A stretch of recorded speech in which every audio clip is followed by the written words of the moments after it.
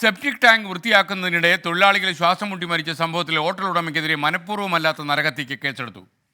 കോഴിക്കോട് ഇരിങ്ങാടൻ പള്ളിയിലെ അമ്മാസ് ഹോട്ടലിൻ്റെ septic tank വൃത്തിയാക്കുന്നതിനിടെയാണ് 2 തൊഴിലാളികൾ കുഴഞ്ഞു വീണ് മരിച്ചത്. മരണത്തിനിടയാക്കിയ സാഹചര്യം എന്തെന്ന് കണ്ടെത്താൻ ഇന്ന് ശാസ്ത്രീയ പരിശോധനയുണ്ടാകും. മിഥില ബാലൻ കോഴിക്കോട് നിന്ന് തത്സമയ വിവരങ്ങളുമായി ചേരുന്നു. മിഥില, ഗുഡ് മോർണിംഗ്, പറയൂ. ഗുഡ് മോർണിംഗ് എസ്കേൻ. ഇന്നലെ വൈകുന്നേരം 4:20ഓടെയായിരുന്നു ഈ ഒരു അപകടമുണ്ടായത്. ഇരിങ്ങാടൻ പള്ളിയിൽ അമ്മാസ് ഹോട്ടലിന്റെ സെപ്റ്റിക് ടാങ്ക് വൃത്തിയാക്കാനായി ഇറങ്ങിയ 2 തൊഴിലാളികളാണ് കുഴഞ്ഞു വീണ് മരിച്ചത്.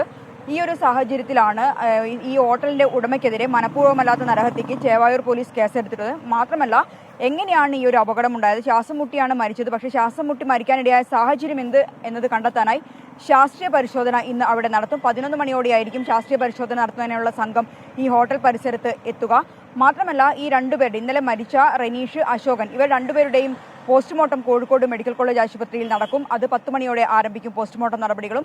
എന്തുതന്നെയായാലും ദാരുണമായ ഒരു സംഭവമായിരുന്നു ഇന്നലെ ഇരിങ്ങാടൻ പള്ളിയിൽ ഉണ്ടായത്. എസ്കേൻ. Thank you Mithila Balan.